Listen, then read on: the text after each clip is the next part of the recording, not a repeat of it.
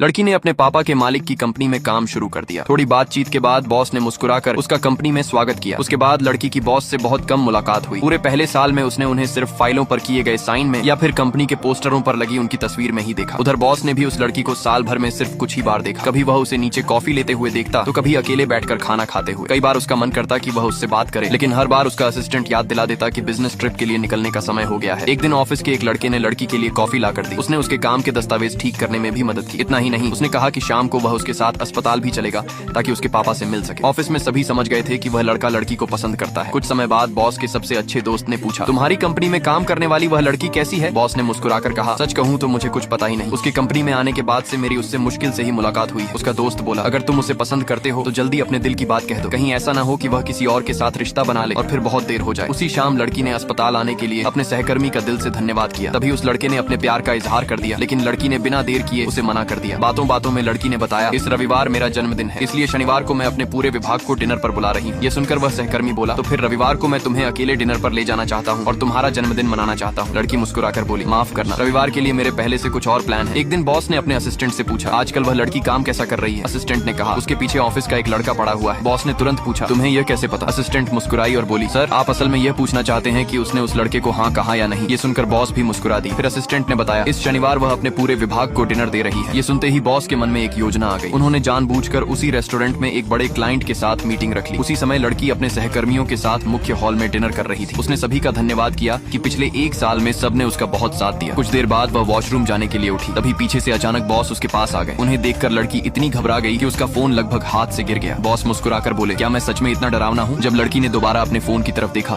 तो उसे पता चला कि उसका मैसेज पहले ही भेजा जा चुका है। बॉस ने मुस्कुराते हुए पूछा, इतने दिनों बाद हमारी मुलाकात हुई है, फिर भी तुम्हारी नजर फोन से हट ही नहीं रही, ऐसा क्या है? लड़की ने बताया, आज मैं अपने विभाग के लोगों को डिनर दे रही हूँ। बॉस मुस्कुराकर बोले, तो मुझे क्यों नहीं बुलाया? लड़की ने झिझकते हुए कहा, आप हमारे बॉस हैं, आपको बुलाना ठीक नहीं लगता। बॉस मजाक करते हुए बोले, मुझे बुरा लग रहा है, तुमने सबको बुलाया, बस मुझे छोड़ दिया। इतना कहकर वह अपने प्राइवेट कमरे में लौट गए। लेकिन कुछ ही देर बाद उनके फोन पर लड़की का एक मैसेज आया। उसने लिखा था, अगर आप फ्री हो तो क्या कल शाम मेरे साथ डिनर करेंगे? तभी बॉस को समझ आया कि कुछ देर पहले लड़की अपने फोन में क्या कर रही थी। असल में वह उसी को डिनर पर बुलाने का मैसेज भेज रही थी।